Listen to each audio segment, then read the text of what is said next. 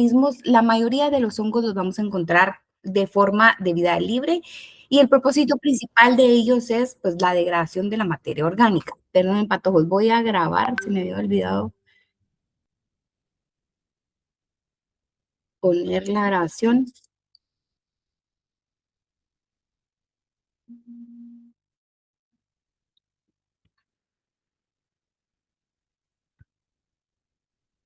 Ok, perdón.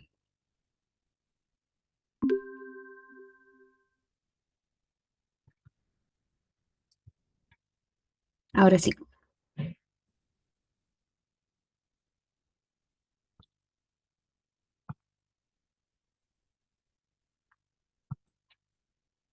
Pues bien, entonces, como les decía, jóvenes, es un grupo que ya nosotros hemos visto algunas generalidades en relación a los hongos. Hablamos ya que pertenecen al dominio Eukarya, el reino Fungi, y que por lo tanto vamos a observar en ellos células con características de eucariotas. Representan un reino grande de microorganismos, la mayoría son de vida libre y la función principal de los hongos pues es la degradación de la materia orgánica. Al momento se encuentran más de 90.000 especies conocidas, aproximadamente 400 de ellas nada más son las que se han reportado como patógenas, tanto de humanos como de animales, pero realmente pues los estudios siguen y esto puede ir variando a lo largo de los años. De manera general, los hongos los vamos a encontrar principalmente en aquellos pacientes que se encuentren inmunosuprimidos. Pero de manera general, jóvenes, los hongos los podemos encontrar nosotros asociados a la vida cotidiana de una forma benéfica, como es el caso de los hongos que tienen algún fin comestible, como son los hongos o los champiñones, y también algunos otros hongos que son benéficos, como el caso de las levaduras, que son utilizadas tanto para la elaboración de pan como para la fermentación de vino y de cerveza. También podemos encontrar algunos hongos que no tienen características de beneficio para el ser humano, eh, sino que pueden causar algunas alteraciones de los alimentos, como alterar frutas, alterar pan. Esto puede llegar aún a producir toxinas en los alimentos y representar entonces un riesgo para la salud del consumidor. También hay algunos hongos que pueden estar en piel, en el caso de los animales y de las personas, y producir estas afecciones que ustedes observan por acá. Entonces, vamos a ver en esta clase algunas generalidades de los hongos, como su morfología, la estructura, el crecimiento, la reproducción, también la clasificación y cómo se pueden finalmente hacer los diagnósticos en el laboratorio para el diagnóstico final y poder instaurar un tratamiento cuando ustedes observen algún caso relacionado con los hongos. Entonces, en cuanto al origen de los hongos, vamos a recordarnos un poquito del árbol filogenético que nosotros ya vimos anteriormente. Encontramos entonces acá los dominios bacteria, permítanme. Encontramos entonces acá el dominio bacteria, el dominio arquea y el dominio eucaria, que es acá donde vamos a situarnos nosotros porque es aquí donde se encuentra finalmente el reino que nosotros vamos a estudiar, que es el reino fungi.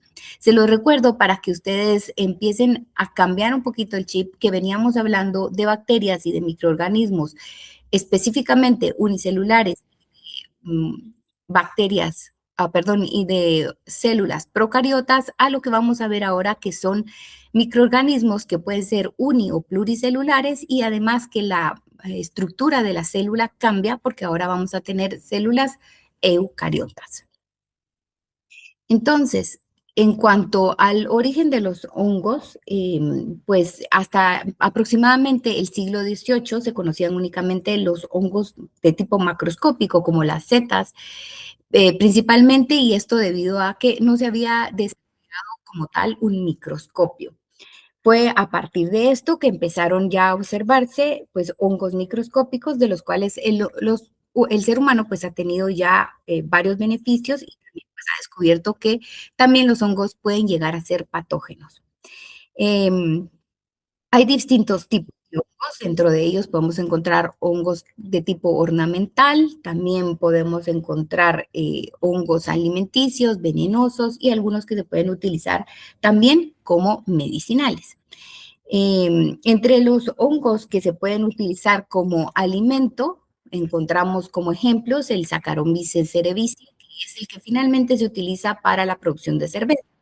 También el Agaricus bisporus, que es el nombre común del champiñón. En cuanto a hongos venenosos, está la Amanita muscaria, que es esta que ustedes ven acá, muy conocida también. Y entre los hongos medicinales, pues está, por ejemplo, el Penicillium, que vamos a obtener de ellos antibióticos. También hay algunos hongos que pueden fungir como contaminantes de los alimentos. En el caso del hongo que crece en el pan o algunas frutas, que es un hongo que ustedes observan color negro o verdoso, se llama Rhizophorus nigricans. Y finalmente hay algunos hongos que son patógenos, que pues esto van a verlo ustedes en las clases posteriores con las doctoras. En cuanto a la forma de vida de los hongos, podemos encontrar a los hongos como hongos saprófitos, degradando la materia orgánica, como parásitos también.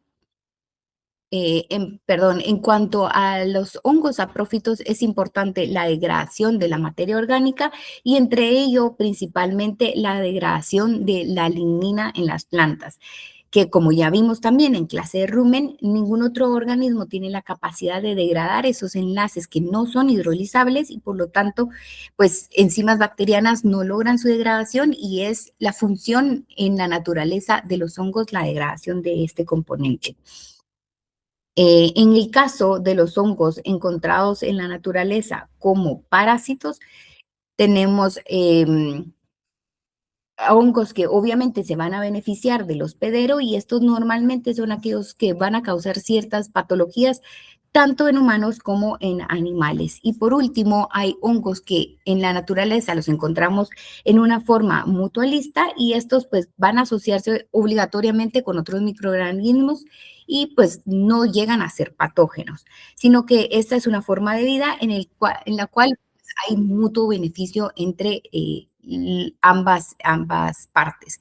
Un ejemplo de mutualismo en cuanto a los hongos es los líquenes, que es la unión de un hongo con un alga, y también las micorrizas, que es ya la unión de un hongo con las raíces de las plantas, que es esto que ustedes ven acá.